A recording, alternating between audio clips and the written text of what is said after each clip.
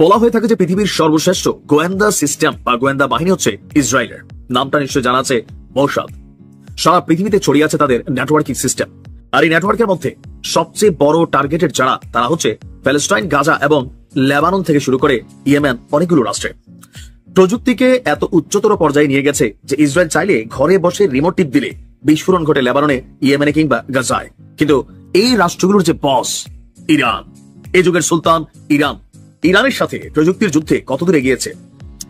দর্শক, গোয়েন্দাদের সেই বস রাষ্ট্র ইসরায়েল, তাদের দেশেই ইরান কয়শো ছেদ করছে জানি না, তবে এত এত তথ্য ইরানের হাতে এই মুহূর্তে জাস্ট কপচানি দিবে, কাজ হয়ে যাবে। কথা বলছি হার্ট অফ ইসরায়েল নিয়ে। আমরা হার্ট অফ ইসরায়েল হচ্ছে ইসরায়েলের যে পারমাণবিক অবকাঠামোগুলো আছে প্রকাশ্যে মানে গোপনে, এছাড়া যে সামরিক প্রকল্পগুলো আছে প্রকাশ্যে এবং গোপনে, এই সকল কিছু হাজার হাজার গোপন নথি এই মুহূর্তে ইরান বলছে তাদের গোয়েন্দা সংস্থার হাতে এই মুহূর্তে আছে। কি আছে? ইসরায়েলের পারমাণবিক অবকাঠামো এবং সামরিক প্রকল্পগুলো বা গবেষণার প্রকল্পগুলো। গতকালকে তুর্কির সংবাদ মাধ্যম আনাদুরু এজেন্সি প্রকাশিত এক প্রতিবেদনে এই তথ্য সামনে এসেছে।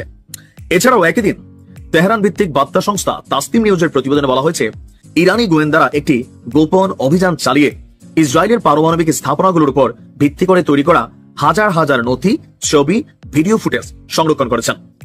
এই নথিগুলো ইসরায়েল অধিকৃত অঞ্চল থেকে নিরাপদে ইরানে স্থানান্তর করা হয়ে গেছে এবং বর্তমানে সেগুলো বিশ্লেষণ করছে ইরানের বিভিন্ন বাহিনী।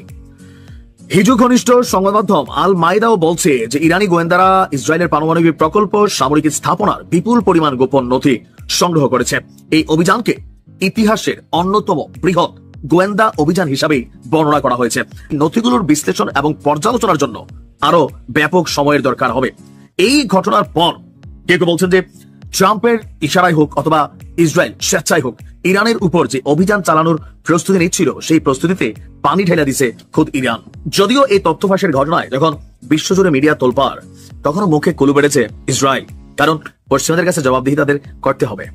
এই চাপটা দিয়াই ইরানের যে পারমাণবিক কর্মসূচি, ইউরেনিয়াম সমৃদ্ধিকরণ, সেই প্রজেক্টগুলোতে চাপ দিয়ে ধরতে চেয়েছিল আমেরিকা। কিন্তু এই মুহূর্তে এসে ইরান বলছে তোমাদের কলিজাটা আমাদের কাছে আছে। চুনচুনকে মানে বেছে বেছে একটা একটা পাটাকা ঢুকানোর মতন সক্ষমতা ইরানের আছে।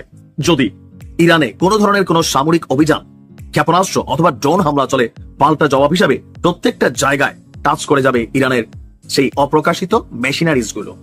এখন ইরানের হাতে যদি সত্যি সত্যি এগুলো থাকে, তবে আমার মনে হয় আছে, কারণ বিভিন্ন সময় আপনি দেখবেন ইসরায়েলে তাদের দেশের জনগণ অনেক সময় ইরানের গোয়েন্দা বৃত্তির কারণে বা গোয়েন্দা চর হিসাবে কিন্তু অনেকে আটক হয়েছে তাদের ধর্মের মানুষই। তো সেই ক্ষেত্রে ইরানের কাছে না থাকার অস্বাভাবিক কিছু না।